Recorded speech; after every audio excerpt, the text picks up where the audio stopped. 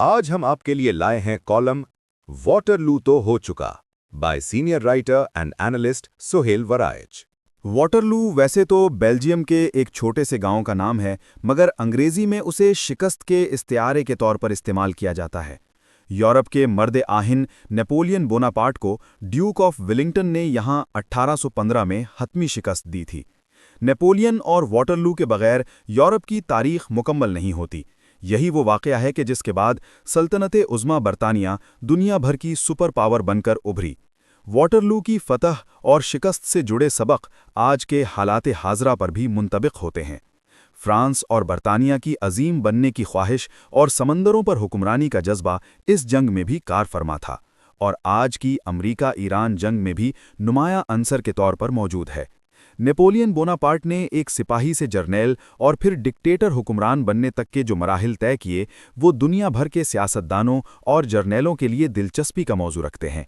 Napoleon के तारीख पर असर का अंदाज़ा इस बात से लगाया जा सकता है कि लेजेंडरी बरतानवी वज़ीर-ए-आज़म विंस्टन चर्चिल खुद नेपोलियन के बड़े मद्दाहों में शामिल थे। नेपोलियन इसलिए भी अहम तारीखी मर्तबा रखता है कि वो वसी मुतालिया का हामिल था। सिकंदर आज़म यूनानी, जूलियस सीज़र और जर्मनी के फ्रेडरिक आज़म उसके पसंदीदा हीरो थे, और वो सिकंदर आज़म की तरह हर जंग में कोई न कोई नया जंगी मंसूबा आजमाता था। नेपोलियन ने 60 जंगें लड़ीं, जिनमें से सिर्फ वो 6 में हारा, बाकी सब उसने जीतीं।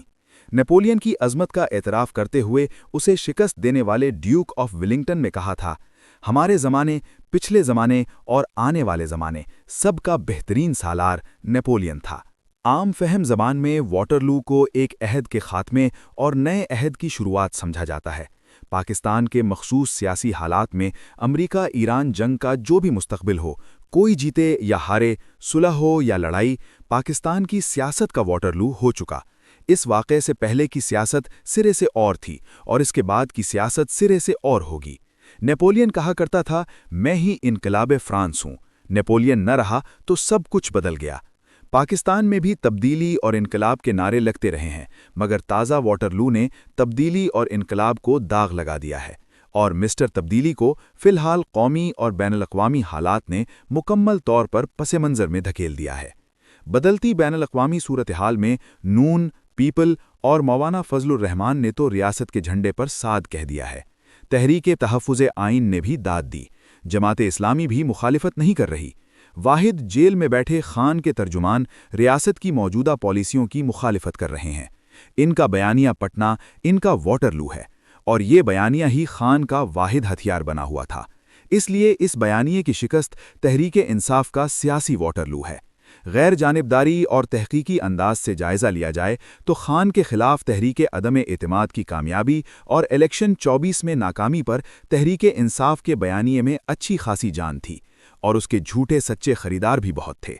ओवरसीज़ में ये बयानिया बहुत तेज़ी से बिका, मगर सदर ट्रंप के दूसरी बार अमरीकी सदर मुंतखब होने से लेकर आज तक तहरीके इंसाफ के यूट्यूबर्स और उनके चाहने वालों ने जो बयानिया बनाया है, वो बार बार न सिर्फ पिट रहा है, बल्कि उनके झूठ को बेनकाब करके उनकी गलत नीयत को अयां कर रहा है।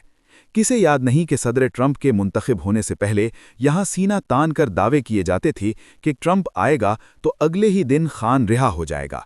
फिर अमरीकी कांग्रेस के कुछ लोगों को पाकिस्तान के खिलाफ प्रोपोगेंडे पर लगा दिया गया। कभी हुकूमत के किसी रुकन का नाम लेकर तब्दीली का इंतजार किया जाता रहा, और कभी हुकूमत को इक्तिसादी और दिफाई पाबंदियों से डराया जाता था।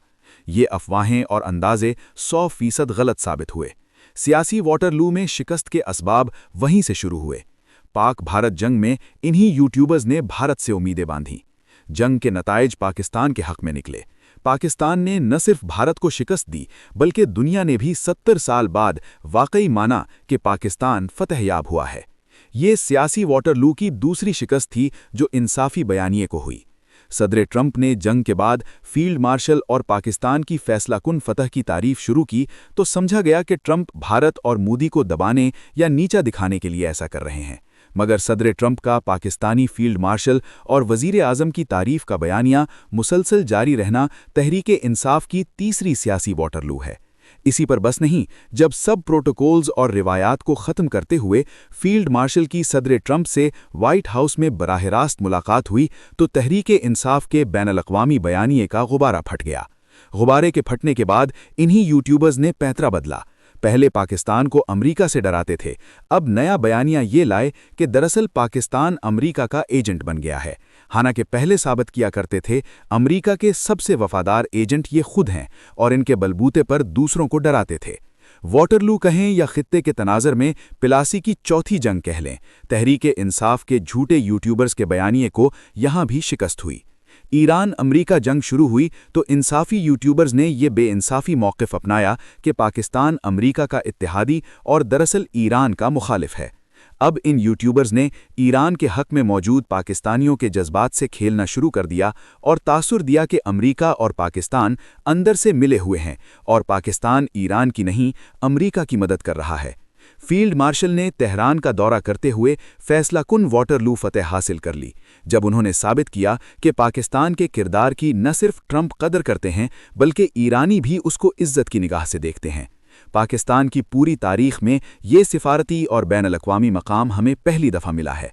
अब तहरीके इंसाफ के मसनूई भोंपू चाहते तो रियासत के हक़ में अपना बयानिया बदल सकते थे, मगर पानीपत की 5 जंगों के बराबर वाटरलू जंग में फैसलाकुन शिकस्त के बावजूद इसी पुराने बयानिए को चलाते जा रहे हैं, जबकि अब सियासत नहीं बल्कि बैनुल-अक़वामी उमूर तरजीह बन चुकी है।